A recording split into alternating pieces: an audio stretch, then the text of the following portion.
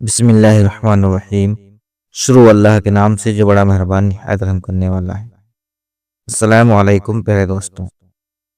दुनिया के सबसे ताकतवर बादशाह नमरूद को जब लंगड़े मच्छर ने मारा, उस वक्त का वाकया हम आप लोगों के सामने पेश करने वाले हैं।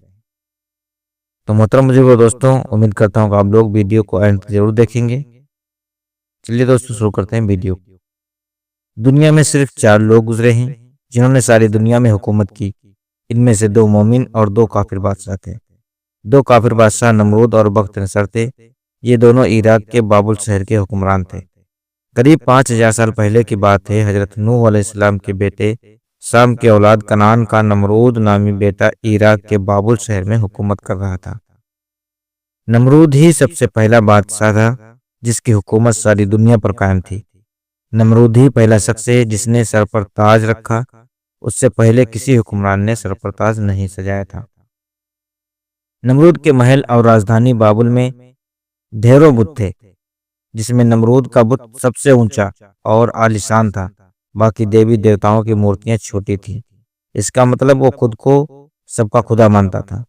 हजरत इब्राहिम अलैहिस्सलाम, जिनकी याद में हम कुर्बानी करते हैं, उन्होंने नमरूद को ईमान की दावत दी।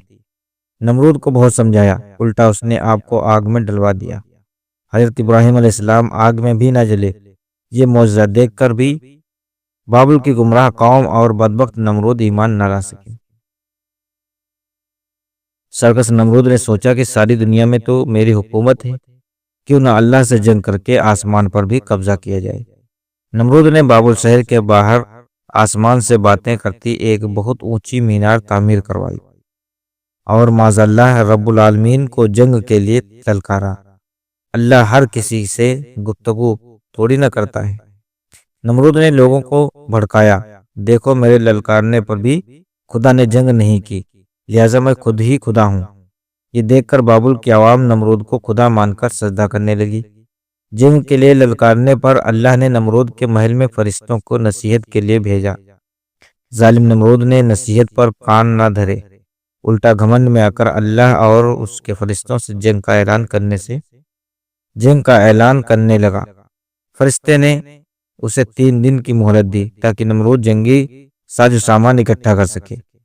3 दिन बाद नमरूद जो सारी दुनिया का बादशाह था, दुनिया के कोने कोने से फौजें इकट्ठा करके मैदान में आ हटा।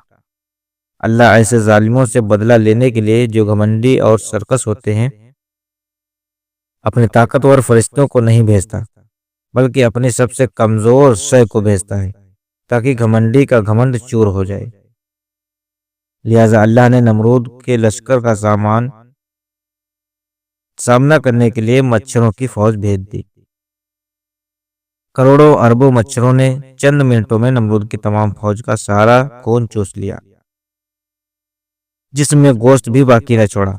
नमरूद की सारी फौज मच्छरों के हमले से मारी गई।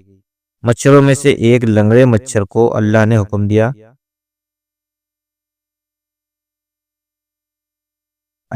दिया कि जाओ नमरूद की नाक में घुस जाओ, दिमाग में दाखिल हो जाओ। अल्लाह के हुक्म से लंगड़ा मच्छर नमरूद के दिमाग में घुस गया। लंगड़े मच्छर ने नमरूद के दिमाग की नसों में ठिकाना बना लिया। मच्छर के काटने से घमंड नमरूद का सर दर्द से फटने लगता। वो दरबारियों और नौकरों से अपने सर पर जूते पिटवाता ताकि उसे सर दर्द में राहत मिले।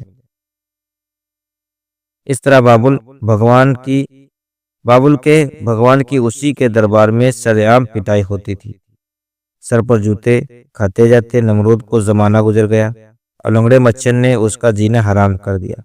आखिर एक दिन दिमाग की नस फटने से इस काफिर और घमंडी बादशाह का हमेशा हमेशा के लिए खात्मा हो गया, जो खुद को खुदा मानता था, जिसे अल्लाह ने सिर्फ एक मामूली लंगड़े मच्छर से मरवा दिया।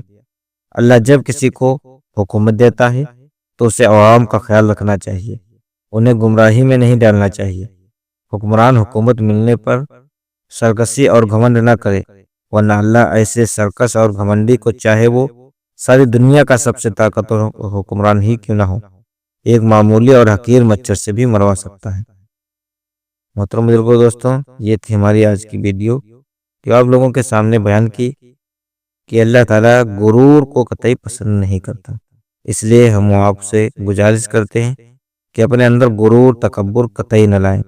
अल्लाह ताला हमें कहने सुनने से ज़्यादा अमल करने की तौफीक अता फरमाए। अब मिलते हैं अगले वीडियो में, तब तक के लिए अल्लाह हाफिज़।